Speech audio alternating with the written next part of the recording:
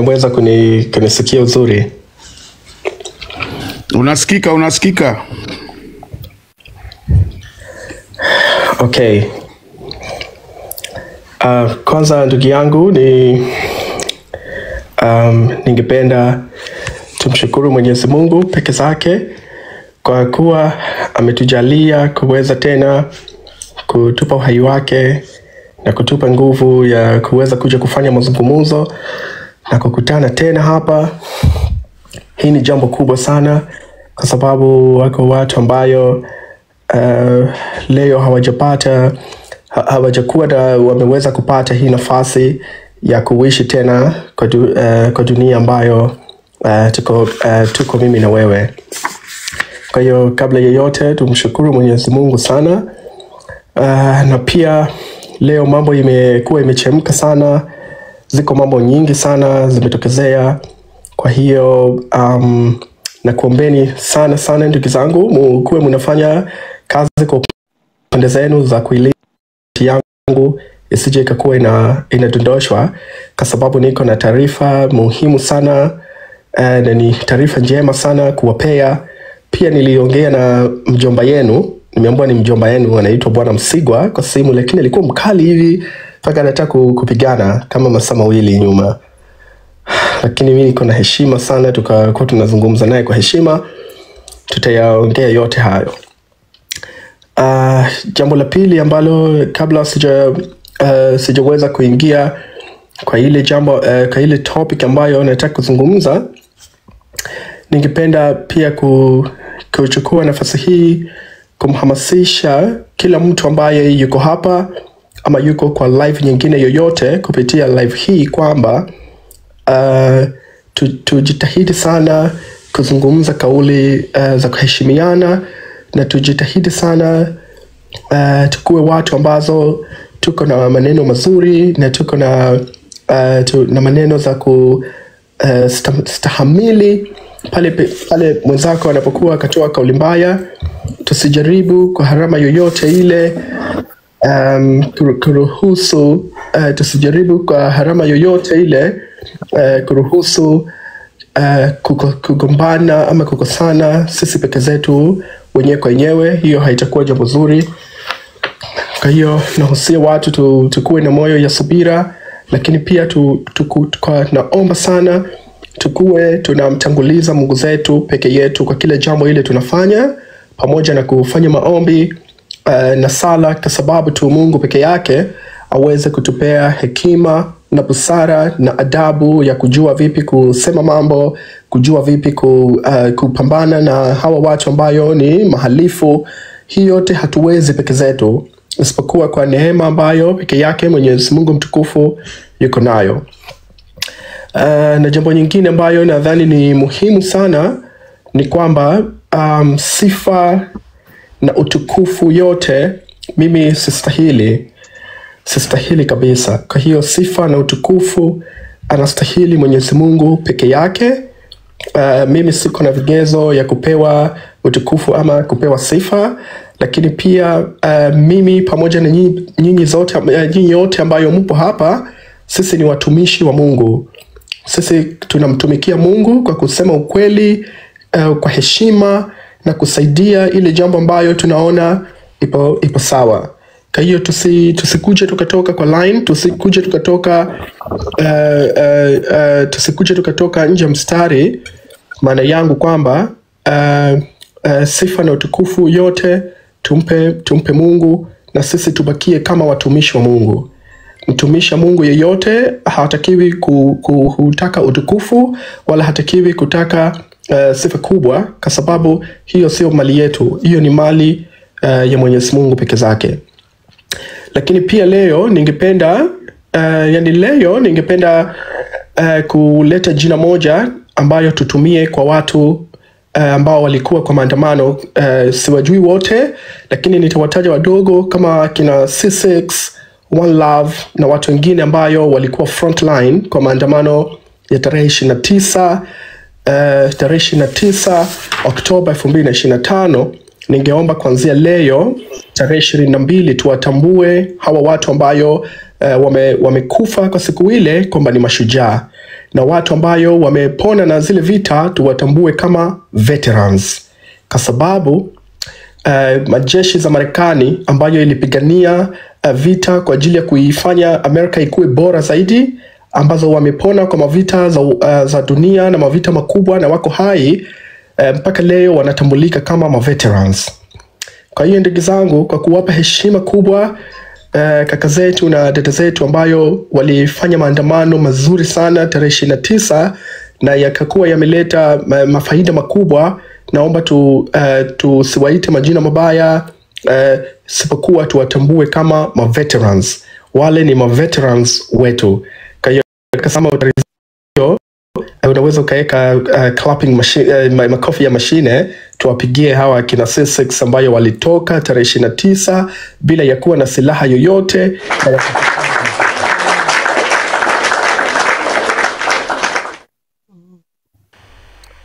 Kwa hiyo mtu yoyote ile ambaye tarehe 29 Oktoba 2025 alitoka kufanya maandamano kwa ajili tu ya kuipigania Tanzania ikuwe bora, tutamtambua kama veteran, kwa sababu ameingia kwa mavita makubwa na bado kwa neema ya Mungu peke zake, na ametoka bado akiwa yuko hai. Ndugu zangu, ninaomba sana sisi tusijipe utukufu tukawalaumu wale watu waliotoka. Wale watu ambazo wamepigana, wamekwenda kwa zile maandamano, wale watu wana experience kubwa sana ya maandamano. Yani maana yangu ni kwamba tuko na mambo nyingi tunaweza kujifunza kupitia wao, kwa sababu wale wanajua uwanja ya vita utamu yake iko vipi, kwa sababu peke zao wameingia, wakaona watu kuliwa, wakabeba maiti, waliwasogelea mapolisi. Kwa hiyo hawa madada zetu kina One Love na wengine yote, usione sijakutaja jina, mimi peke zangu sijui majina, nimekusudia wote. Naomba sana tusiwatolee maneno mabaya, kwa sababu tunawavunja moyo sana. Tusikue tu mtu kakosea kitu kidogo tukasema yule ni mamluki. Hapana. Ndugu, tufanye yoyote ile tunaweza, tusikuje tukapasuka wenyewe kwa wenyewe. Hawa watu tunawahitaji, na hawa ni veterans, wako na makovu ya silaha na makovu ya kupigwa kwa mili yao kwa sababu tu ya kupigania nchi yetu. Kwa hiyo mimi nisingependa tena kumuita mtu kama C6, ila nitamuita veteran C6. Kama mtarizea, nitawashauri peke zenu tuwatambue hivyo hawa watu.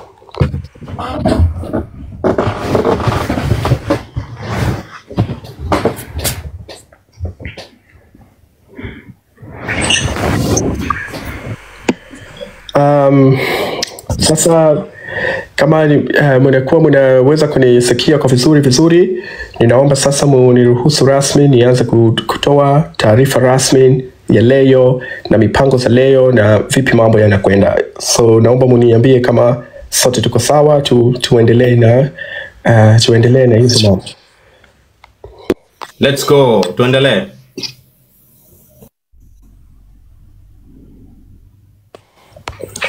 Okay. Sasa ndugu zangu, leo kuna mambo mingi sana imekuwa imetokea. Nitakuombeni sana unisikilize hizi mataarifa kwa makini sana, kwa sababu ni mataarifa muhimu na yenye faida kubwa sana kwa vijana na raia yeyote Tanzania akuwe anajua hizi taarifa, na si peke zake akuwe anajua kwa kupitia mdomo yangu, lakini nakuombeni sana mkuwe mnaandika chini hizi mambo, na baada yake muende peke yenu mkajifunze peke zenu, muweze kuthibitisha ile haya mambo ambayo mimi nayasema. Sasa kabla ya yote, ninaomba kutoa taarifa fupi sana juu ya mpango uliofeli ya watu wa kutugawanya kupitia madini. Ndugu zangu ambayo mko hapa, naomba kuambia kitu kimoja. Kwa mujibu ya ulimwengu ya sasa, tuko na dini nyingi sana, na inaaminika kwamba zaidi ya dini 100 zipo na kitu inaitwa scripture. Kiswahili yake ya haraka tuseme kama iko na kitabu yake ya dini ambayo kwa Mungu yake peke zake wamepewa hiyo kitabu. Ndugu yangu, naomba kuambia kwamba hakuna hata dini moja ambayo imewahi kuwa kwa dunia imeweza kuruhusu mauaji ya watu ambazo hawana hatia.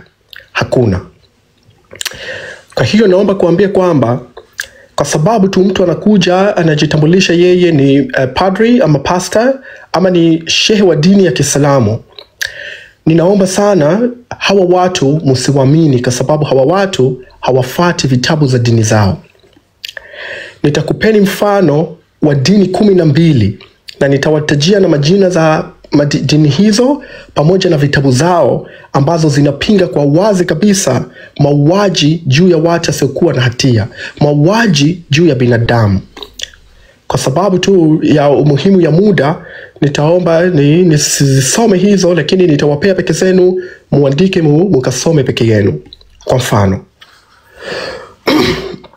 Waislamu wanatumia Qur'ani kama kitabu chao kitakatifu. Katika Qur'ani sura ya 5 na aya 32 imeeleza wazi mauaji ya binadamu, na ilikuwa inasema kwamba kwa tafsiri, mtu yeyote yule, kwa mujibu wa Qur'ani inasema mtu yeyote yule ambaye anaua binadamu asiyekuwa na hatia mmoja tu, ni sawa na huyo mtu kaua ulimwengu mzima. Ni sawa na huyo mtu kaua ulimwengu mzima. Sasa ndugu zangu, kwa watu ambao wanajua mathematics vizuri, ikiwa Samia Suluhu Hassan kaua watu 10,000, atakuwa kaua maulimwengu mangapi? Huyu baba kwa mujibu wa Qur'ani ameua hizi earth kama ngapi? Hii jambo nawaambia sio jambo ambayo inatoka kwa akili yangu. Nawaomba sana kafungue Qur'an sura ya 5 verse aya ya 32. Inasema mtu akiua mmoja ni sawa kaua na ulimwengu mzima, ubinadamu mzima kaua. Ile thamani ya roho ya binadamu mmoja. Ndugu yangu, piga hesabu, ikiwa sayari ambayo ipo kwa solar system yetu inayotambulikana hazivuki hata madunia 10 hata 20. Kwa fupi, Samia Suluhu Hassan kwa mujibu ya Qur'ani kaua idadi ya watu ambayo kwa akili ya binadamu ya kawaida na elimu ya jiografia tulikuwa nayo haiwezi kupata hesabu kamili. Hii ni Qur'ani 5 verse 32. Kama haitoshi, Qur'an sura ya 6 aya 151 imekataza tena mauaji ya binadamu hata kama ako na hatia. Imekataza kwamba hairuhusiki. Mwenyezi Mungu anasema amekataza vikali kuua binadamu yoyote ile isipokuwa kwa sababu tu ya sheria halali. Kama hiyo bado haitoshi, kwa Qur'an hiyo Qur'ani 17 aya ya 33 inakataza tena. Inasema tena Mwenyezi Mungu amekataza kwamba mtu yoyote ile kuua binadamu asiyekuwa na hatia. Na waomba ndugu zangu mkafanye research kwa peke zenu. Na peke zenu ukiwa mnaweza kufungua Qur'ani ukasoma, tunaomba mkawa comment kwa zile majamaa zilikuwa zinasema wao haki ni muhimu, tumechomewa magari, na hawataki kusema kwamba Qur'an imeweka wazi kabisa mtu yeyote ile kaua mtu mmoja ni sawa kaua na ulimwengu mzima. Kwa nini hawasemi hizi mambo? Kwa hiyo tafadhali sana, kwa sababu tu sisi vijana ni watu ambayo uwezo yetu ya kufikiria ni kubwa, ninakuomba kila kijana awende akipata muda aka-comment kwa zile mapost ambazo wanaweka majamaa wa mamufti na majamaa wa mashehe na majamaa wa maustazi. Mwambie hivi, soma Qur'ani 5.32. Alafu andika tena soma Qur'ani 6.151. Alafu andika tena soma Qur'ani 17.33. Yeye peke zake atafahamu. Yeye peke zake huyo mtu atafahamu. Kwa sababu na waomba ndugu zangu tusije tukaingia kwa mapambano na watu kwa kutumia maneno ya hovyo kama vile wao peke zao wanatumia. Hii ni Uislamu. Kwa mujibu ya Qur'ani, kitabu takatifu ya Mwenyezi Mungu, ina vielelezo nyingi sana ambayo imekataza kabisa mauaji ya binadamu. Sasa Samia Suluhu Hassan, ikiwa kwa mujibu ya Qur'ani sura ya 5 verse 32 inasema mtu yeyote ile alokuwa kaua binadamu moja ni sawa kaua na ulimwengu mzima. Naomba peke zenu mnisaidie. Je, huyo Samia Suluhu Hassan ameua maulimwengu mangapi? Kwa sababu juu ya mimi kuwa nimepasi sana mathematics, lakini hii hesabu peke zangu imenishinda. So naomba nyinyi peke yenu kuwe mnaweza kunisaidia. Tukiachia dini ya Kiislamu, tukija kwa dini takatifu ya Kikristo. Kwa mujibu ya dini ya Kikristo, sitaki kupoteza muda sana, lakini naomba kuwapa hii ushahidi kwa sababu tunakuwa tunashambuliwa sana na majamaa wa madini. Kwa sababu peke zao hata hizo dini hawazijui, lakini wamekuwa primitive na wamekuwa tayari kutumikia vyama za masiasa. Naomba Mungu akikupa nafasi leo hii, nenda kafungue Biblia takatifu na kasome Book of Matthew. Book of Matthew chapter 5 verse 21. Hii ni New Testament, yani kwa Kiswahili inaitwa Agano Jipya.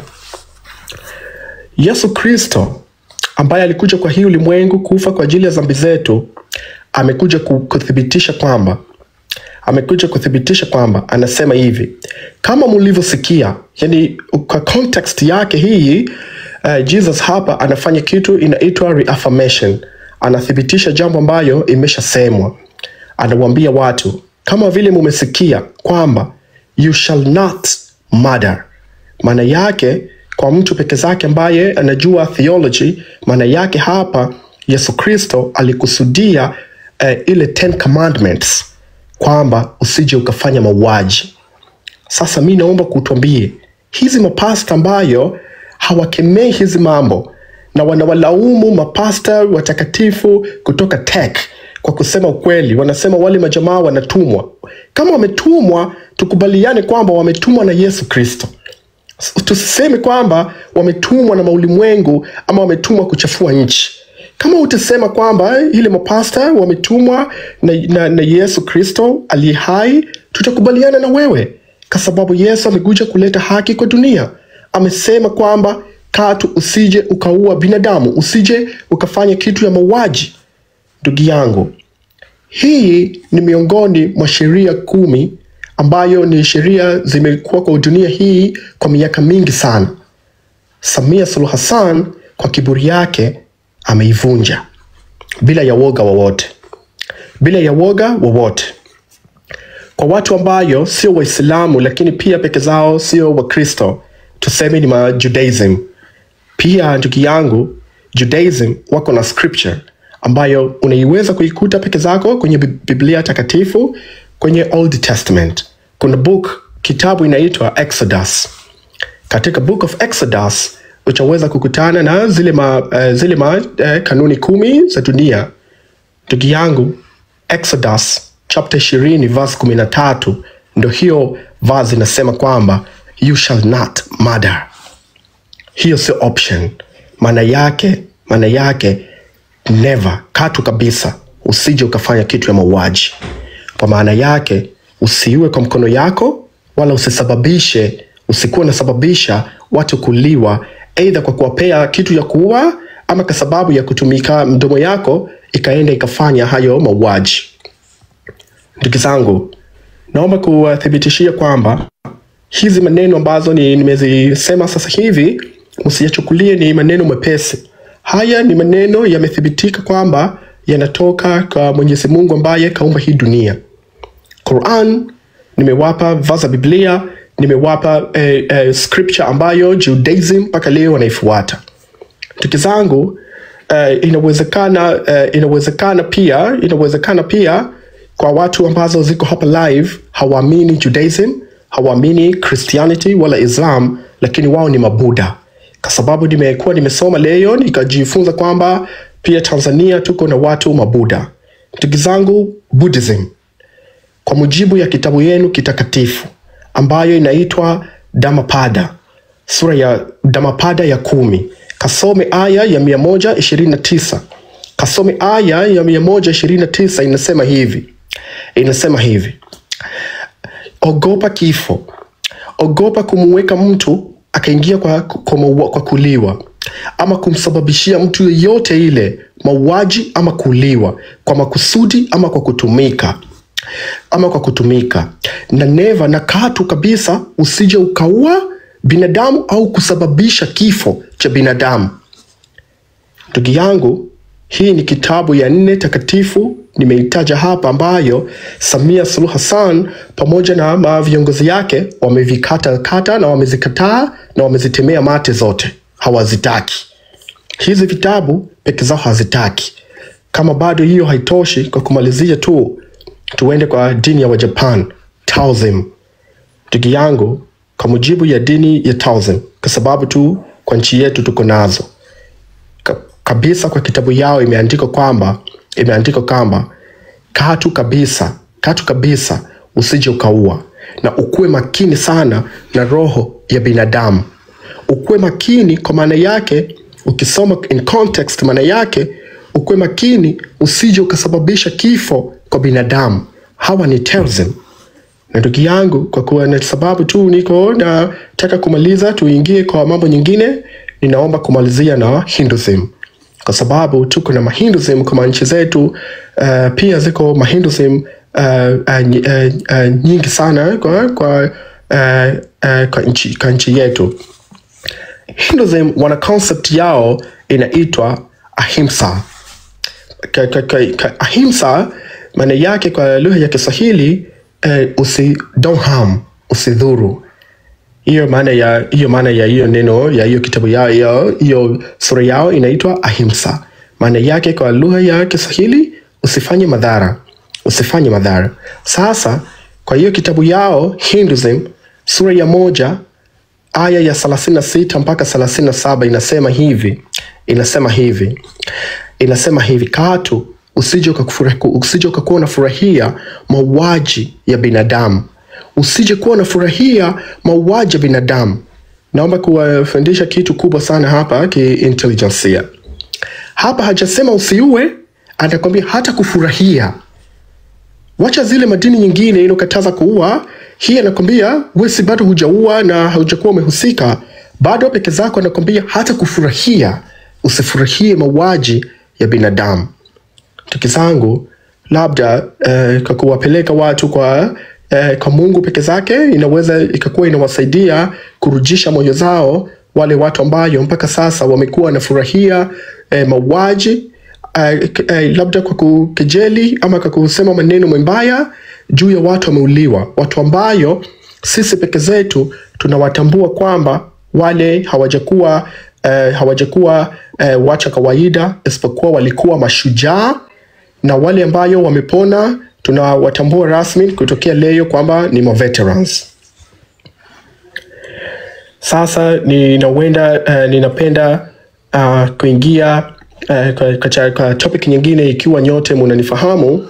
Topic ambayo kidogo hii leo nilimpigia simu na nikampelekea email Bwana Musigwa, na ilikuwa topic ambayo imemkera kidogo. Kwa hiyo ninaomba mniambie kama mnakuwa mnanifahamu na mnanisikia vizuri, na jaribu improve jinsi ya kuweza kuzungumza, kwa sababu tu nyote mko mnanifahamu. Na hii topic ni ngumu kidogo. Na ni ngumu kwa hawa majamaa, na imewaumiza kidogo. Naomba sasa tuende pamoja kama mtakuwa mnaniambia. Hey, washenzi wamemtoa.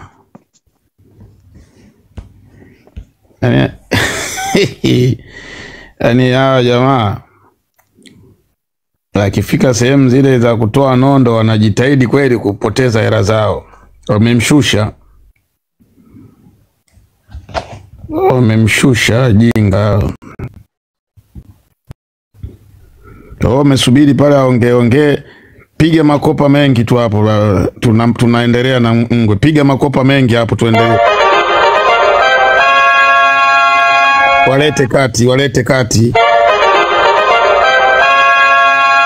kati kopa za kutosha, nondo kama kawaida. Tuendelee abiri mpaka Msigwa mpaka atageuka kuwa binti Kigoma.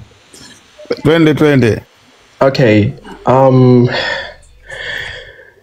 Naomba mkwe mnaniambia kama watu nyote hapa mnaweza kunisikia kwa uzuri vile nazungumza, kwa sababu tuko tunapata hii faida kwa pamoja.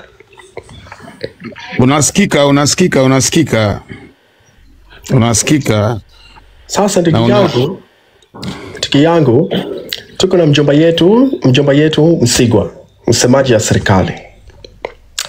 Sasa bwana mjomba Msigwa, kwa bahati mbaya amekuwa ni mtu ambaye mambo zake anakurupuka sana.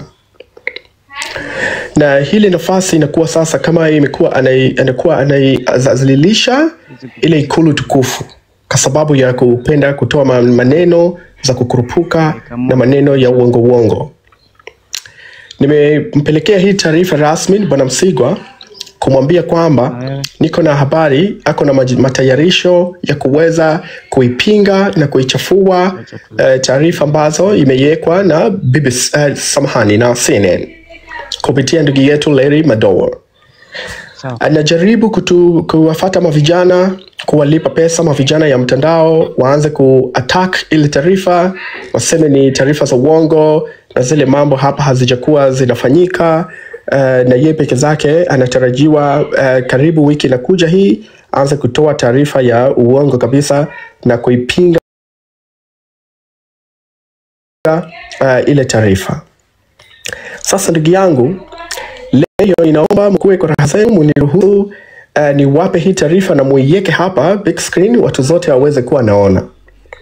Niko na nyaraka kutoka CIA. Niko na nyaraka kutoka FBI. Niko na nyaraka kutoka State Department.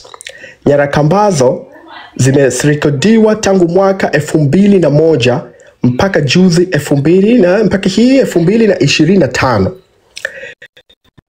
FBI, CIA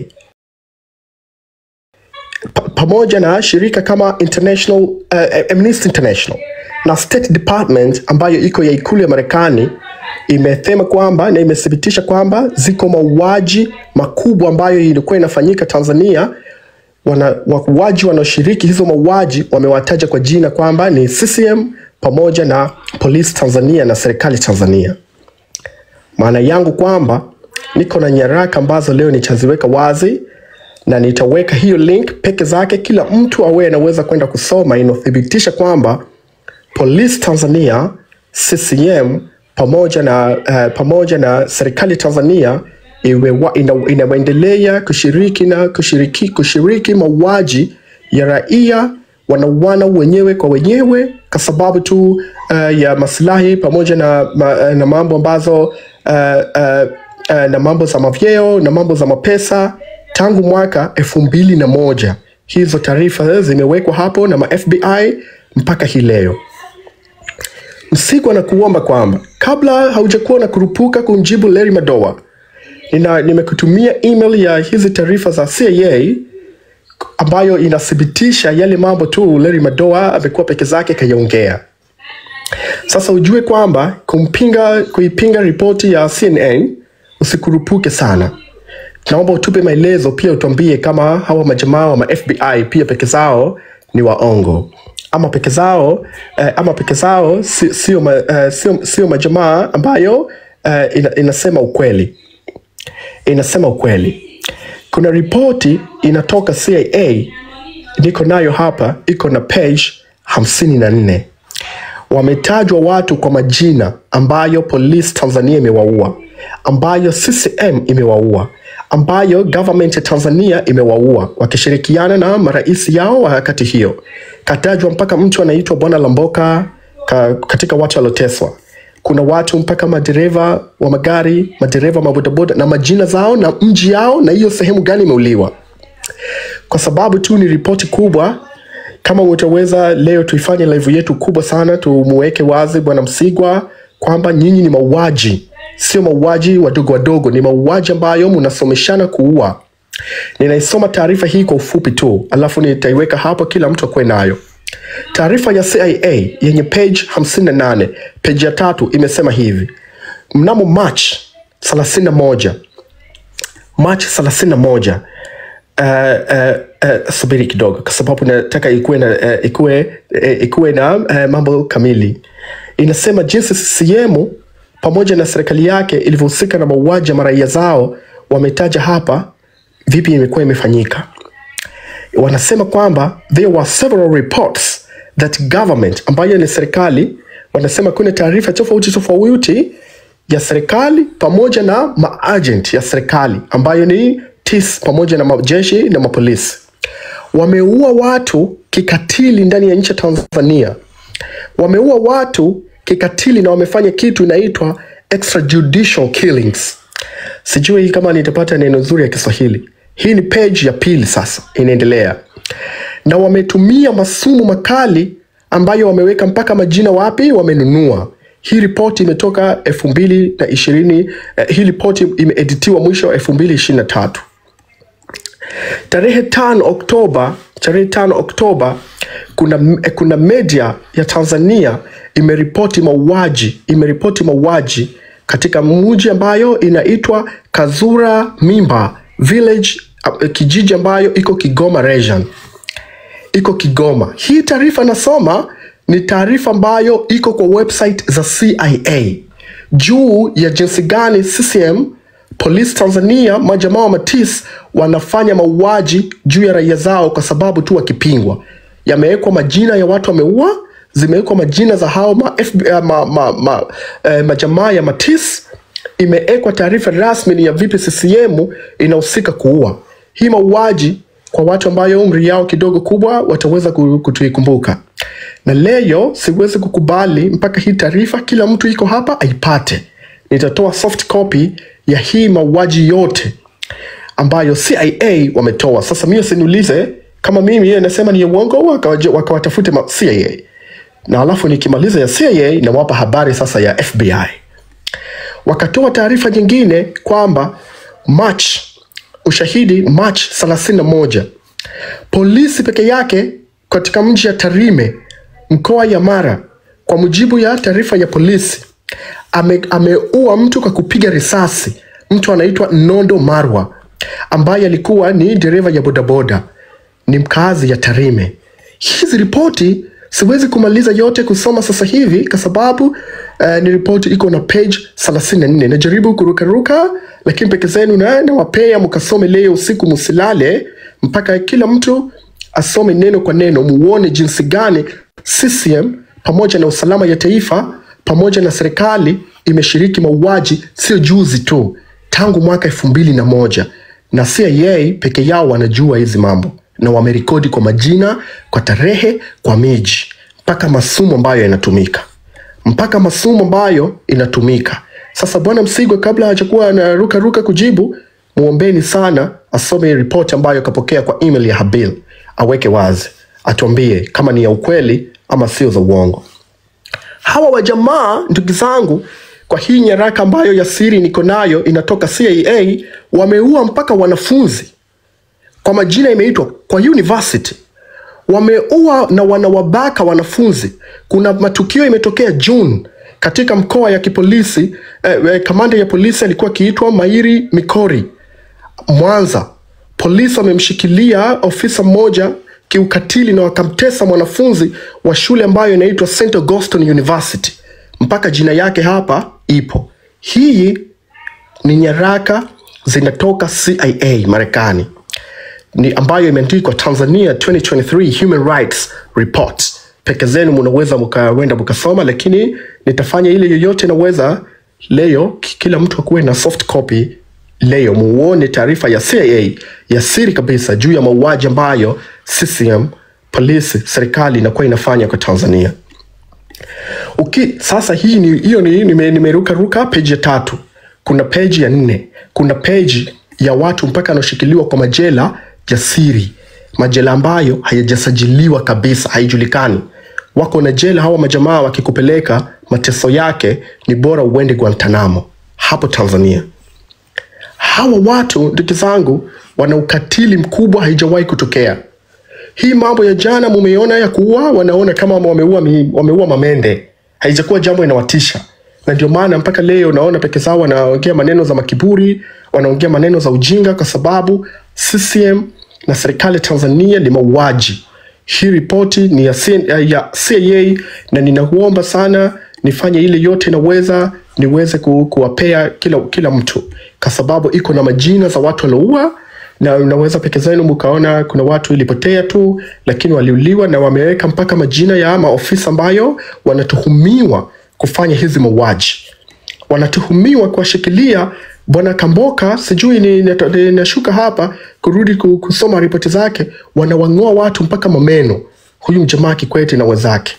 Sana na wenda kwenye page ya 9 ambayo ina taarifa, na waahidi nyote mutalia hapa. Hii taarifa nitaisoma neno kwa neno kwa sababu mutalia hizi mambo ambayo hawa jamaa wanafanya. Kumbukeni kwamba hii ni taarifa ya CIA. Ni taarifa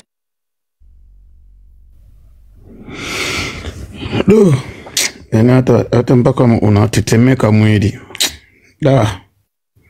Mwili unanitetemeka sasa. Halafu bado tunaiacha serikali kama hii. Waje tu hata hao NATO waje wapige tu. Wapigane hata NATO, njooni. Trump, njoo Trump.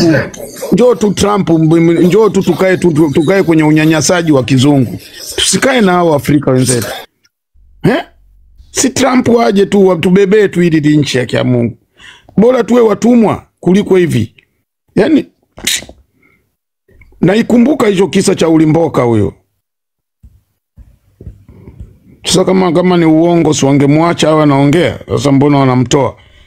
Mkumbuke kila wanapomshusha $100,000, mjue wa Tanzania kodi zenu, kila anaposhushwa $100,000 imekwenda.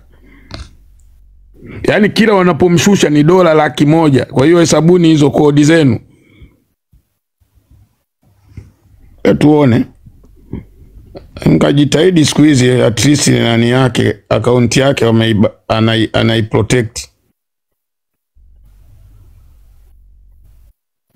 Hapo tayari $200,000. Andikeni. Akishushwa mara 3 $300,000. Sababu wanaofanya kazi hiyo wako nje ya nchi, wamegawana majukumu. Karibu Abel.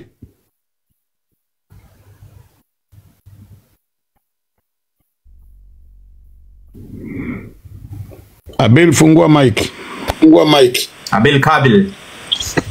Sharif. Yeah. Ndugu yangu, kwa mujibu hii ya habari ya CIA, hii document ambayo iko na nyaraka 54 inasema kwamba nguvu ambayo mamlaka ya Tanzania imewahi kutumia kuwafunga midomo uhuru ya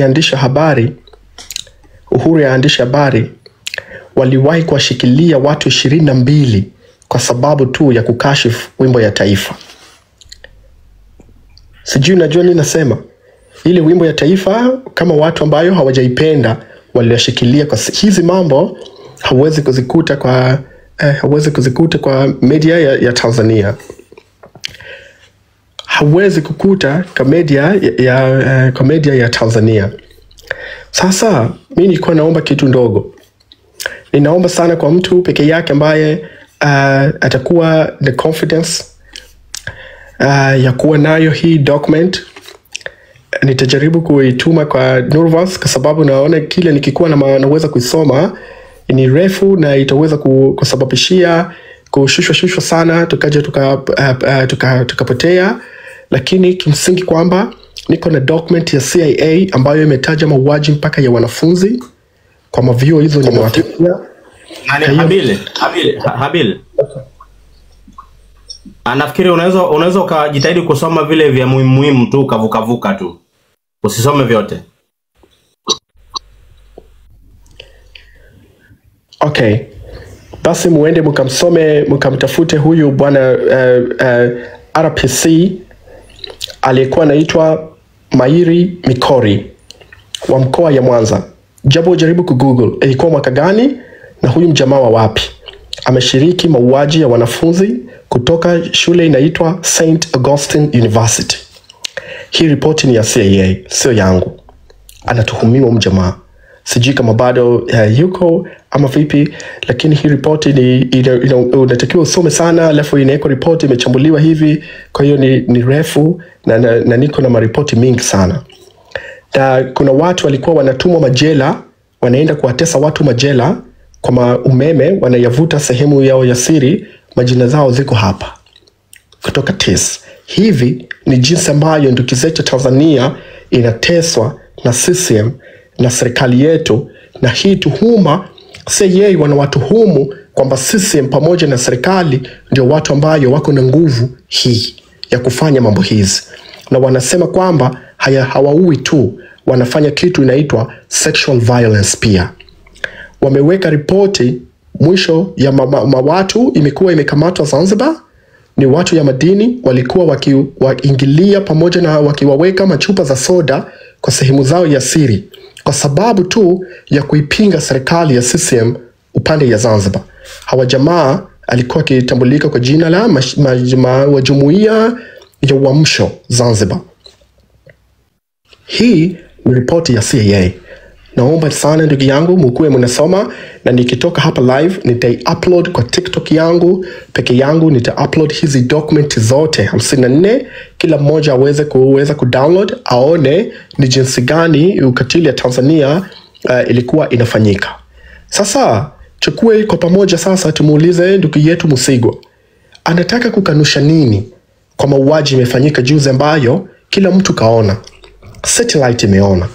Ikiwa kuna mauaji ambayo ya siri hii imeelezwa hapa na yote ambayo na yote hapa tumekuwa tunaweza kuisoma. Sasa huyu bwana Msigwa yeye ni kitu gani peke zake anajaribu labda kwenda kukisema juu ya ile ripoti ya juzi? Tunamheshimu sana, ni bora abakie kimya, abakie kimya. Yale mashujaa wetu ambayo wameuliwa juu ya kuwa hawana makosa yoyote, tuendelee kuomboleza kwa madini yetu. Akae kimya, asijibu jambo yoyote. Kama yeye yuko na raha za kujibu, bora ajibu hizi tuhuma ambayo kutoka CIA na kutoka State Department, na hiyo document nitazi-upload kwa account yangu leo nikimaliza tu kutoka hapa kwa live. Nikitoka hapa kwa live nitai-upload hiyo ripoti yangu, hii ripoti ambayo hizi nyaraka ya siri ambayo inatoka CIA na inatoka FBI pamoja na State Department juu ya mauaji ambayo CCM pamoja na usalama ya taifa na serikali yake imekuwa inaua watu na kutesa watu kinyama na kuwatia watu chupa ya soda, chupa ile ya kunywea Coca-Cola and Fanta kwa sehemu yao ya siri, kwa sababu tu hawa watu wamepinga utawala wao, kwa sababu tu hawa watu wamesema hawa hawatufai kuwa viongozi. Maamuzi waliochukua ni kuwachukua hawa majamaa, kuwatesa na kuwatia chupa. Hii jambo imethibitishwa na shirika ya kijasusi ya CIA, na nyaraka ni hizi ambayo niko nayo, na leo nitai-upload kwa mitandao yangu kwa sababu kila mtu aweze kuona ni kwa kiasi gani sasa tutoke kwa pamoja kuipinga hii chama ikufe kabisa, na kila alikuwa anahusika tutatoa manyaraka mingi, hawa watu washtakiwe.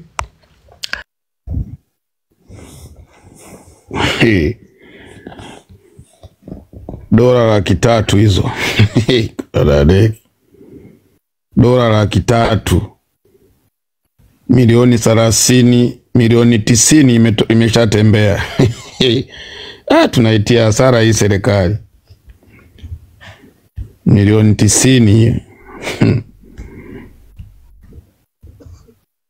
Safari hii tutawatia hasara kweli kweli.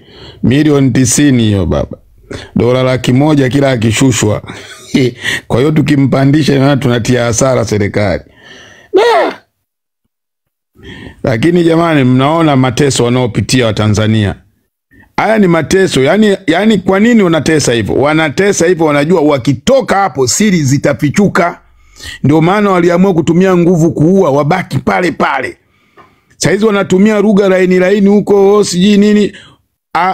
Nyie sikilizeni.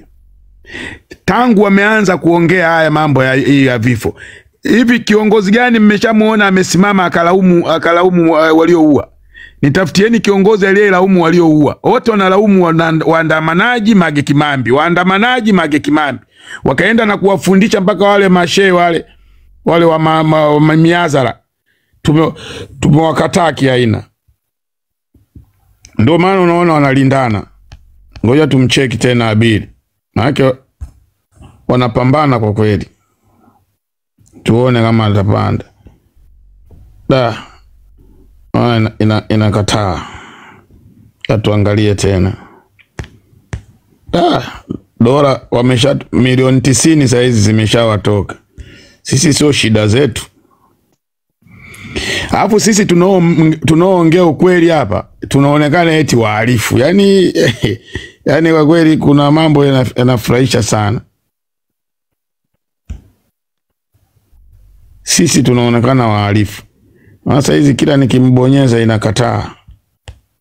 Naona sasa hizi wanashindana kwa kweli huko kutoa Mwambie Abile atoke afu aingie tena. Atoke afu aingie tena, hawa anajaribu kufanya hivyo. Hapa nikibonyeza invite inashtua. Inagoma. Walete kati. Abile walete kati. Walete kati. Msigwa unalo, Msigwa unalo. Msigwa hoyo. Tuendelee. Walete kati. Ngoma iko pale pale, ngoma mbichi. Piga makopa ya kutosha hapo na virozi. Na huku kwa hosti mwe mnaweka na yeye nachangia. Sio kwamba ndio mnanipa nikanue chai. Maana hamtakawia majungu hapo. Ningekuwa nataka kuomba kwa kunywa chai, si ningekuwa naomba kabla hajaja. Ningekuwa na walazimisha. Karibu Abili. Ndugu zangu, kwa mapenzi ya Mungu na muomba sana nijalie niweze kumaliza hii taarifa muhimu ambayo niko na nyaraka muhimu sana kutoka CIA. Tuziweke wazi leo, watu waweze kuona ni kama nguvu ngapi tutumie, hawa jamaa hawatufai tena. Nimejelewa kuambia kwamba wakati pale naanza kuambia mahabari ya Msigwa, dakika 19 tu iliyopita, Msigwa kaweka habari ya kutoka BOT. Naomba muende peke zenu mkaisome. Sasa wamekuwa wanaomba watu waeke hela bank na wasitoe mapesa bank kwa sababu wanaogopa ya uchumi. Naendelea kuhamasisha kwamba bank ya Tanzania sio salama. Tutoe hela zetu. Na hiyo ndio njia pekee zake ambayo tuko naweza kutumia kuiparalyze hii serikali. Hawa majamaa sasa wamekuwa wameinama, wanasema kwamba no, tuweke kwa hela zetu kwa bank ya Tanzania kwa sababu iko salama, na wanaomba watu turudi. Baada tu ya mikusanyiko ya TikTok hizi tunafanya, iko na uhamasishaji mkubwa sana. Kwa hiyo kwa sababu ya kuilinda hii account yangu, ninaweza kutoa dakika 10 azungumze mtu mwingine juu ya hizi mambo mbili niliongea. Ya kwanza juu ya kuwapa ushahidi wa dini zote kuwa inapinga mauaji. Ya pili ya ushahidi kwamba haya mauaji serikali ya Tanzania haijakuwa imeanza leo, kwa sababu hata CIA na FBI wako na nyaraka ambayo nyingine imetoka tangu 2001 juu ya mauaji endelevu ambayo CCM pamoja na TIS pamoja na mamlaka zao wanaua watu, ambayo watu hiyo ambayo inawakataa ama inawapinga mambo zao za ubabe. Kwa hiyo mimi nitakuwa hapa juu kidogo kwa dakika 10 kuiweka account yangu ikuwe sawa, kwa sababu inaonyesha iko weak kidogo. Karibu Nuruvazi hapo kidogo. Yaani unanisikia au nina mwangwe? Unasikika?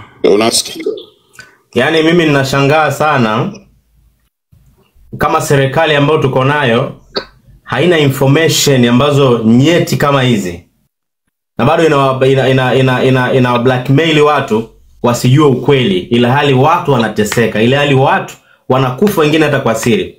Sasa hao ni watu ambao wanafahamika at least kidogo. Je, watu ambao wafahamiki ambao walijitahidi kuinua mdomo kidogo kwa ajili ya kuongea, wangapi ambao wamepotezwa? Ukatili wa namna gani? Wewe mtu ongee tu ukweli. Unamtesa mtu, unampiga unavyotaka, alafu haitoshi unamuingizia chupa tena mwanaume sehemu za siri.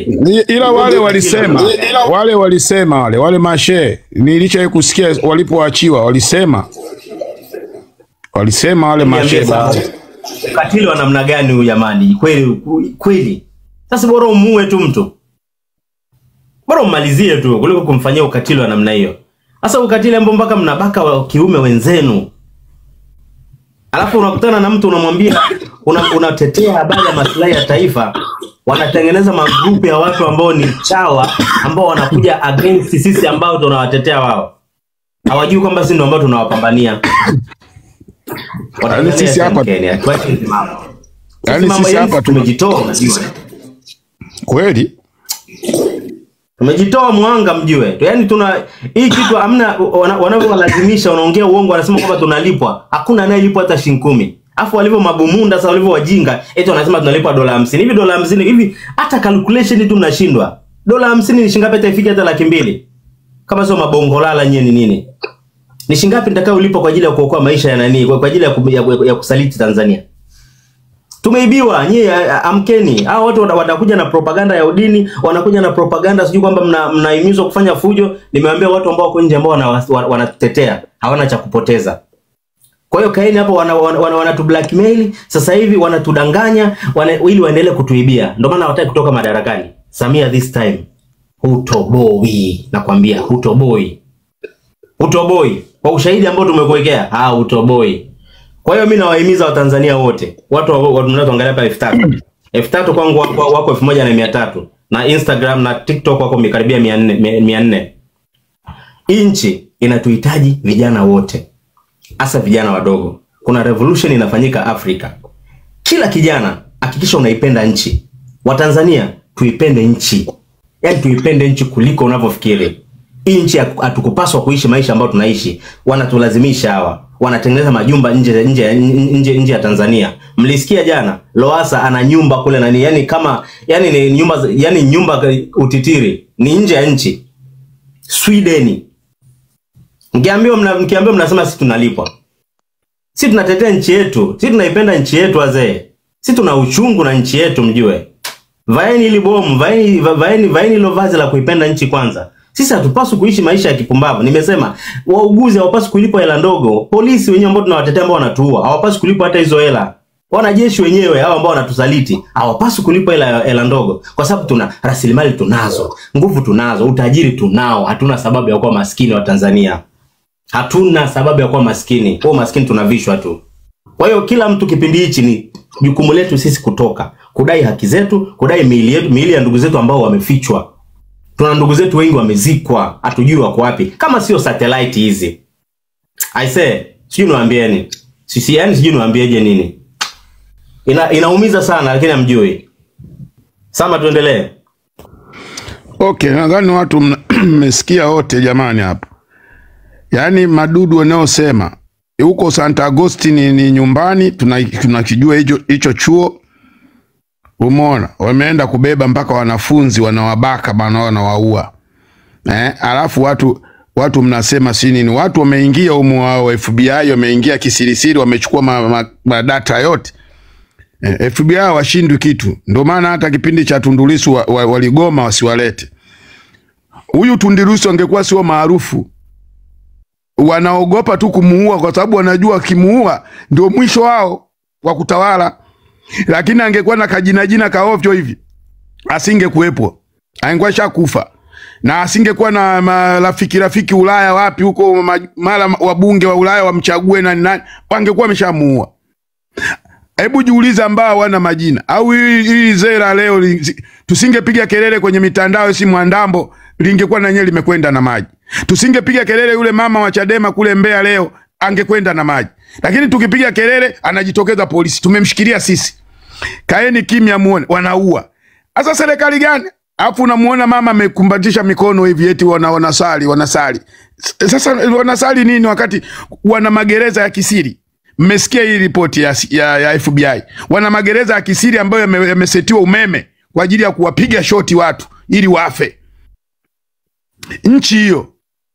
Sasa tunapishana nini na Colombia? Nicaragua.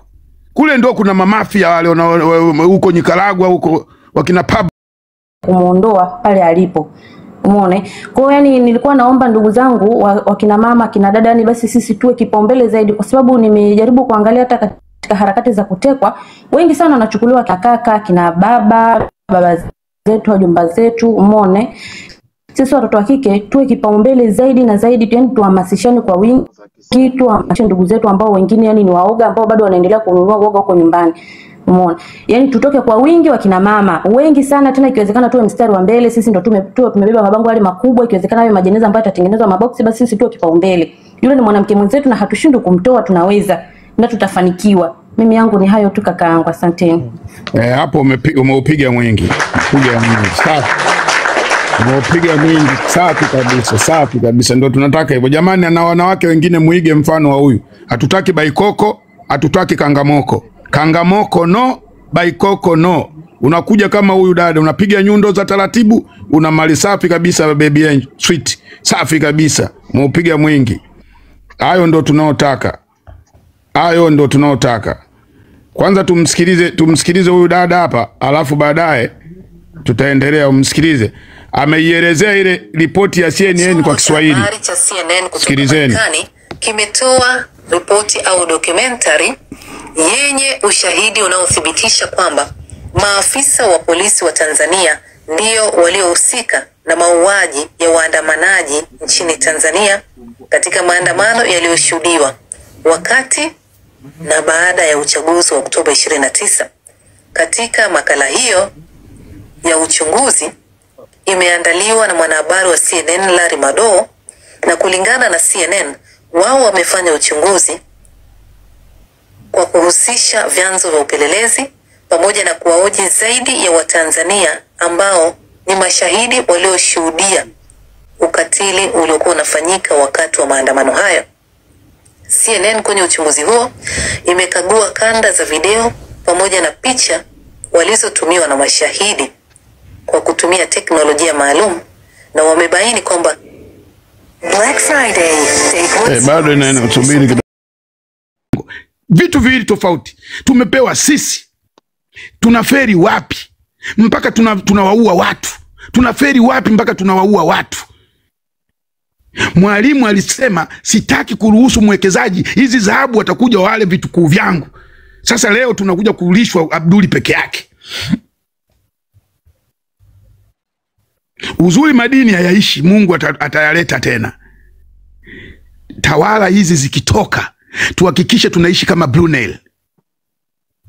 Tukubaliane, wengine tutakuwa tumekufa, lakini mliopo hakikisheni watu waishi maisha ya kisasa.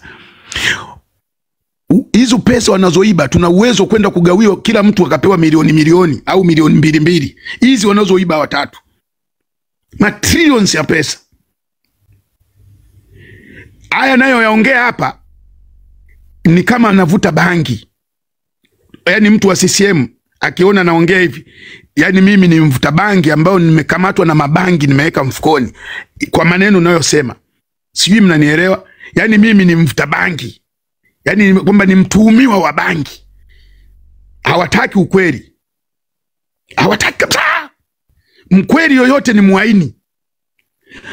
Muongo ni mtu sahihi kwenye CCM. Au mtu anayeongea kwa upande huo unawabeba wao. Kwa mfano kama ile kijana Ibrahim linalosema tutawachinja wote wanaoandamana. Mmemwona amekamatwa? Kwa nini amekamatwa Mwandambo? Kwa sababu Mwandambo anachambua kweli. Anapiga kwenye mshono. Tatizo sio waandamanaji, tatizo ni serikali ya CCM. Ukisema hivyo tu muhaini. Hilo ndio linaloisababisha serikali yetu inaua sana. Yule nakwambia ndio inasababisha. Yani wao wataki kusema wewe uwe mkweli. Nendeni kwenye mitandao, watu wanaoongea pumba wanaonyeshwa kwenye media mara nyingi. Kwa mfano ile kijana aliyosema tutachinja waandamanaji limeonyeshwa na media zote za Bongo. Kwa nini? Si kampeni hiyo. Mbona hawamuonyeshi Abiri anayoyaongea? Kwa nini BOT walienda wakajibu? Kwa nini hawamuonyeshi Abiri? Kwa nini wakina Kitenge hawaji hapo kwenye maongezi yetu? Wapo. Kama jana tumevunja rekodi, jana live yetu imevunja rekodi. Jana imetazamwa na watu 3,000 hapo lakini nilivyofunga imetazamwa na watu 30,000 karibu na 5. 35,000 upande wangu tu. Kwa Nuruvazi walikuwepo watu 1000. Kwa hiyo hapo akikata live lazima wametazama watu zaidi ya 10,000 na Maria Sarungi naye alikuwa live kwenye space, ameunganisha. Bado wakwetu walio kwenye live zetu wameunganisha. Jana imesikilizwa na watu wengi, haijapata kutokea. Hapa anatokeza mwanamke anataka kuharibu live. Hatutaki. Tujitahidini tusimame kwenye mwelekeo wetu. Ni tarehe 9 tuitoe madarakani CCM. Hata isipotoka tutalala barabarani mpaka tuhakikishe tunachotaka cha kwetu. Tunataka katiba mpya, tunataka utekaji ukome, na tunataka uchaguzi urudiwe ukiwa na tume huru ambayo si ya CCM. Sio kwamba wanatudanganya eti hatujui tunalolitaka. Tunalijua tunalolitaka. Uwezi ukatupangia sisi wabunge mnaotaka nyie. Tunataka tuchague sisi kwa sababu katiba inasema kwamba serikali inawekwa na wananchi. Sasa serikali mtajiwekaje wenyewe? Someni katiba. Serikali inawekwa na wananchi. Sio nyie. Nyie mnajichagulia tu huyu. Alafu mnang'ang'aniza uchaguzi uwe wa ukweli. Wa ukweli wapi? Chama gani mlichogombea nacho? Tunamkuta rais kabisa anasema uchaguzi ni wa vyama vingi. Kuna vyama vingi pale. Chama gani pale kilichokuepo? Yaani hivi vitu siku ikitoka madarakani hivi watu watakuwa wanaona aibu. Ni ile tu hapo madarakani wanakuwa na kiburi cha kuongea. Watu wataona aibu. Kuna watu watabadili majina. Mimi nawaambieni hapa, tupo hapa. Tusikubali. Maandamano yetu namalizia hivi. Maandamano yetu yatalindwa na satellite za juu kama hizo zilizoonesha zinafukua makaburi. Yatalindwa na haya mashirika ya kimataifa, watakuwepo, watatuwekea ulinzi mpaka hapo kikomo tutakaposema sisi basi kwa mujibu wa bili. Na UN wametukubalia twende kwao kama kutakuwa tutokea jambo lolote tukajiegeshe pale. Hamna mtu wa kutugusa. Nakala tumepeleka kwa Papa wa Vatican. Tumepeleka kwa ofisi za OAU nini ile UN. Tumepeleka kwa yule ambaye anapokeaga Trump, anapokeaga barua zake. Tumepeleka kwa Trump, na maana tumempelekea. Make ndio wakubwa wa duniani. Sisi make hatuwezi kujitawala. Sisi hatuwezi. Kama tungekuwa tunajitawala uwezi kuua raia wako 10,000. Hatuwezi. Ndio maana tunaomba misaada ya nje. Tumepeleka kwa balozi zote zilizoko Tanzania. Tumepeleka na kwenye vyombo vya Tanzania. TLS, mkuu wa majeshi, mkuu wa usalama wa taifa, mkuu wa mapolisi, ofisi ya waziri mkuu, ofisi ya rais. Pote tumegusa. Tumepelekwa barua. Zimepelekwa barua 56. Nadhani mmemsikiliza Abiri. Zote hizo wana taarifa. Tumepeleka mara ya pili tuliposikia kwamba UVCCM watafanya maandamano. Tukawarudia tena. Wanataka kutufanyia fujo. Tukaenda, tukarudi tena Vatican. Tumerudi kwa Trump. Tumerudi kwa balozi zote. Tumerudi tena mpaka OAU. UN. Na sasa tumesikia tutapigwa lockdown. Leo tumuulize maswali Abiri. Atuandikie tena barua. Hii lockdown wanasema wanataka kututisha. Tuzirudishe tena barua. Sisi hatutachoka. Maana tumechoka kutawaliwa kinyama. Tuwezi kuuliwa vile. Alafu kinachotuumiza, wengine wameingizwa mochwali wakiwa wazima. Mochwali ya Seketule Mwanza wameingizwa watu wakiwa wazima mochwali kwa amri ya polisi.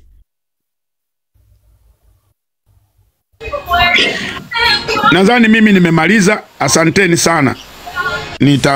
Nitaondoka. Usondoke kaka Sama, kuna vitu viwili tu nitakupa taarifa. Samani lakini. Kwa sababu kule na kwa kazi yangu na kwa kurekodi sipati nafasi ya kupanda kwa sababu nataka ni concentrate sana na kurekodi ili nipate kuweka katika akaunti yangu. Sasa katika akaunti yangu kuna maswali mengi yamejitokeza, lakini nikaangalia vitu ambavyo vile vya msingi. Mmoja, itabidi kaka Sama iandike katika karatasi. Asilimia watu wa mikoani wengi sana katika akaunti yangu wanasema hawajajua mwelekeo, na nimejaribu kuelimisha kwa njia ya kwangu, lakini najua platform yako wewe inasikilizwa na wengi zaidi na mikoani utapata kusikia. Nadhani leo utakapopanda inshallah jitahidi kuzungumzia sana na watu wa mikoani kujua zile njia ambazo wanotakiwa kuelekea siku ya maandamano. Alafu jambo la pili kuhusu, nimepata taarifa jana, nilikuwa natembea sana katika hizi platforms za kila mtu kuelezea kuwa sasa hivi mimi kuna taarifa nilipenyezewa jana kuwa vijana sasa hivi wanajaribu kukamatwa mitaani mshanifahamu, ili kupunguza ile nguvu ya maandamano tarehe 9. Sasa mimi nikatoa wazo, na we mwenyewe kaka Sama utajua jinsi gani ya kuelezea baadaye, kwa sababu si kama wazo yangu binafsi. Nilichokuwa nataka watu wa mtaani, kila mtaa, mfano tukichukulia kama vile tuseme Tabora kwa sababu kidogo kaka Sama utakuwa unajua vizuri Tabora, Dar es Salaam naweza nikatoa mfano. Kama Tabora tukisema watu wa Ipuli, na maana Ipuli wale wanaokaa mtaani wakiona gari ngeni au kitu gani, na maana wale vijana wa pale wawe kama wana firimbi, wakiona athari yoyote au taarifa yoyote mbaya inataka kutokea katika mtaa, wakipiga firimbi, na maana wale vijana watakuwa washajua kuna kitu fulani kinatokea, ima wajihami au waweze kuwa pamoja na mtu ambaye wanataka kumteka. Mambo hayo maana tuliyafanya sana Zanzibar. Na la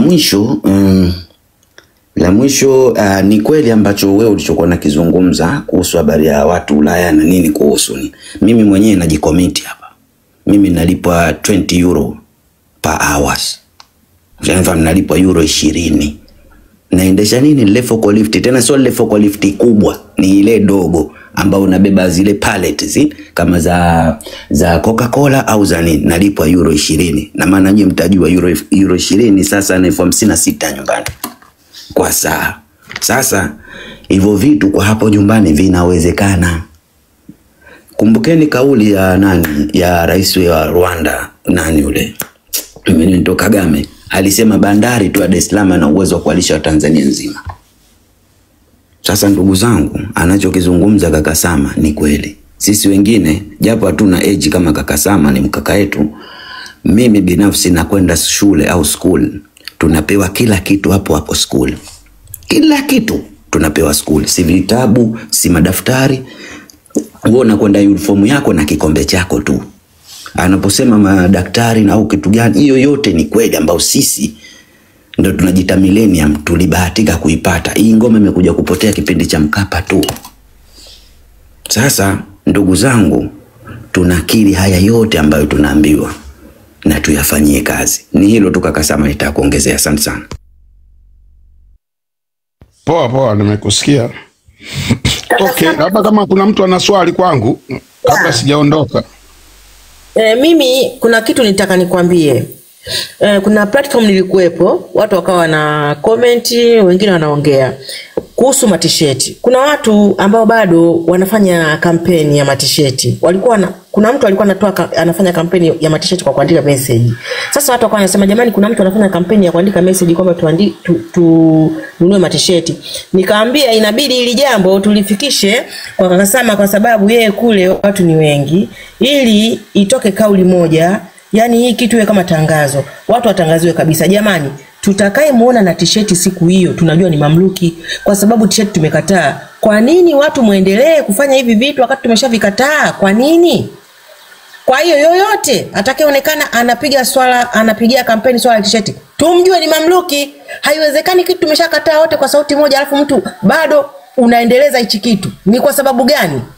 Yangu yalikuwa ni hayo tu. Walisema inabidi tumwambie kaka Sama. Kwa hiyo watu wakasema ambao mnaweza kuongea na kaka Sama, wengine tunakuwa chini hatuwezi kupandishwa. Kwa hiyo ambao mnaweza kuongea naye mwambieni. Mimi nikawaambia nitakapomkuta sehemu yote kaka Sama mimi nitamwambia. Sio kwamba siwezi kupandishwa. Unajua kuna watu wanaenda wananisema vibaya kwamba siwezi kupandishwa. Watu kwa mfano wameweka request watu karibu 300. Wengine ndio wanasema watu wanakuwa wengi kwenye foleni kiasi kwamba hawezi kupanda wote kwa sababu ya foleni. Kiasi kwamba yani hata ukiwapandisha ule muda uruhusu. Uruhusu ya. Kwa hiyo hayo ni maoni tu walikuwa wanatoa watu. Kwa wanasema wenyewe sometime wakituma request wanakuwa hawapandi, sio kwa sababu kwamba wewe huwaoni. Yani watu wanakuwa foleni inakuwa kubwa kiasi kwamba mpaka muda unaisha mtu anakuwa hajapanda. Hivyo yani. Lakini hili tuliongea sasa, sijui nani bado anafanya. Sisi tumsaidie kaka Sama, tukusanya maswali tumpelekee. Watu walikuwa wanapiga kabisa kampeni chini. Nunua t-shirt. Lakini mimi hata siwajui yani, sijui hata kina nani. ila walikuwa wanaandika hizo message kwenye platform. Hiyo imeshapita. Hiyo hatuzitaki kwa sababu tangu zimeanza kuuzwa vijana kama 3 wamekamatwa. Sasa hazina maana. Na kakasema tena waambie kabisa tutakaye muona amevaa t-shirt siko tunajua ni mamluki kwa sababu tumeshazipiga marufuku hizo t-shirt. Tutakaye muona nayo siku ya maandamano yetu sio mwenzetu. Ni kweli. Wakae wakijua. Yani ni tangazo kabisa liwe tangazo. Mimi nimewaambia tutamwambia kakasema hata nani Mange aongee naye. Aseme kabisa atakayeonekana hizo t-shirt kwa sababu hizo t-shirt tayari UVCCM washatengeneza. Kwa hiyo atakayeonekana hiyo t-shirt sisi hatutamtambua kama ni mwenzetu. Na tumezikataa muda mrefu baada ya yule kijana kukamatwa. Mbona tumezikataa? Kwa kama wanalazimisha itakuwa ujinga tu.